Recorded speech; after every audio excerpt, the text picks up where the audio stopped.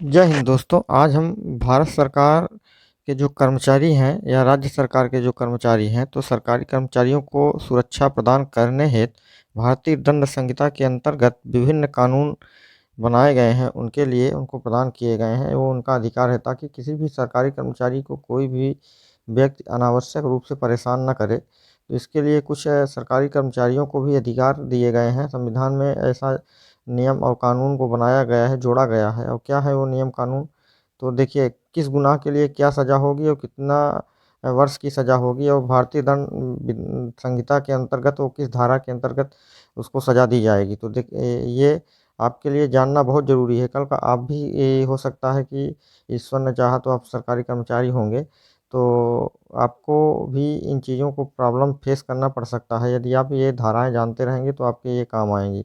तो आइए देखते हैं क्या-क्या धाराएँ सरकार जो है आपको प्रदान करती है संविधान के द्वारा।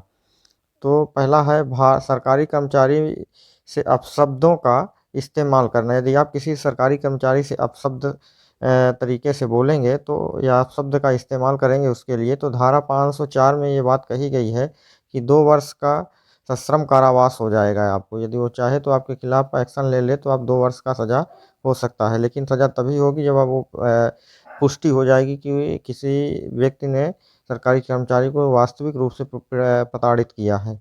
फिर अगला है सरकारी कर्मचारी से वाद विवाद करना। यदि आप सरकारी कर्मचारी से अनावश्यक रूप से बेवजह वाद विवाद करते हैं तो धारा 504 में ये कहा गया है कि 2 वर्ष का सश्रम कारावास की सज़ा सुनाई जाएगी।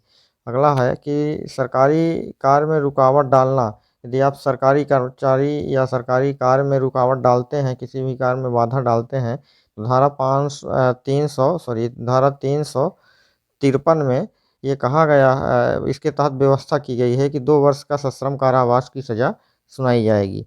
सरकारी कर्मचारी को यदि आप धमकी देते हैं, सरकारी कर्मचारी को धमकी देना, तो धारा 506 में इसके बारे में उल्लेख किया गया है, जिसके तहत 3 वर्ष से लेकर के 7 वर्ष तक का सश्रम कारावास की सज़ा होगी। फिर अगला है सरकारी कर्मचारी से मारपीट करना। यदि आप सरकारी कर्मचारी से किसी भी प्रकार का अभद्रता करते हैं, मारपीट करते हैं, गाली गलौज करते हैं, तो उसके यदि वो चाह ले तो आपके खिलाफ इन धाराओं में, सुसंगत धाराओं में वो एफआईआर दर्ज कर सकता है, और जिसके लिए धारा 332 में बाकायदे इस बारे में लिखा गया है।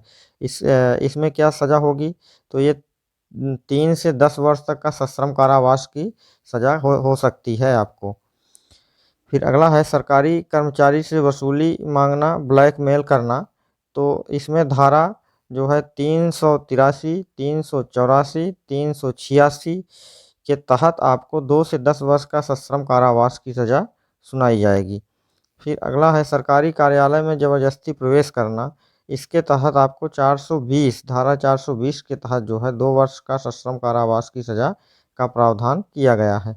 सरकारी संपत्ति को नुकसान पहुंचाते हैं, यदि आप किसी भी सरकारी संपत्ति का नुकसान यदि आप पहुंचाते हैं, तो आपको धारा 378 के तहत जो है 3 वर्ष का सश्रम कारावास की सज़ा हो सकती है। फिर है सरकारी दस्तावेज चोरी करते हैं, यदि आप किसी भी प्रकार का सरकारी दस्तावेज यदि आप चोरी करते हैं, तो धारा 378, धारा 379 के तहत आपको 3 वर्ष का सश्रम कारावास की सज़ा सुनाई जा सकती है। फिर है सरकारी दस्तावेज को नुकसान पहुंचाना। यदि आप किसी भी सरकारी दस्तावेज को किसी मंशा से, किसी या हीन भावना से आप नुकसान पहुंचाते हैं, तो धारा 378 और धारा 379 के तहत आपको 3 वर्ष की सज़ा सुनाई जाएगी। फिर अनधिकृत व्यक्तियों का जमाव। यदि आप जहाँ पर काम कर रहे हैं वहाँ पर किसी भी प्रकार का अनावश्यक रूप से व्यक्ति जमा हो रहे हैं, तो उसके खिलाफ जो है भी प्रावधान बनाया गया है। उस धारा इसमें कहा गया है कि धारा 143 और 149 में ये पूरी बाकायदे इसके बारे में लिखा गया है, और इसमें जो है 6 वर्ष का सश्रम कारावास की सज़ा भी हो सकती है। सरकारी कार्यालय में बल व हिंसा करना। इसमें जो है धारा 146, 148, 150, इसमें जो है 6 वर्ष का सश्रम कारावास की भी सज़ा सुनाई जा सकती है। तो ये आपको जो है किसी भी सरकारी कर्मचारी को परेशान करेंगे या फिर प्रताड़ित करेंगे, तो उसके लिए सश्रम कारावास की सज़ा सुनाई जा सकती है। ये बहुत ही मोस्ट इम्पॉर्टेंट था, इसलिए बताना भी ज़रूरी था कि कल को आपकी भी नौकरी लगेगी, आप भी कहीं लगेंगे सरकारी कार्यालय में, तो आपको ये जानना भी ज़रूरी है। तो आज के इस क्लास में इतना ही, मिलेंगे अगली क्लास में। धन्यवाद।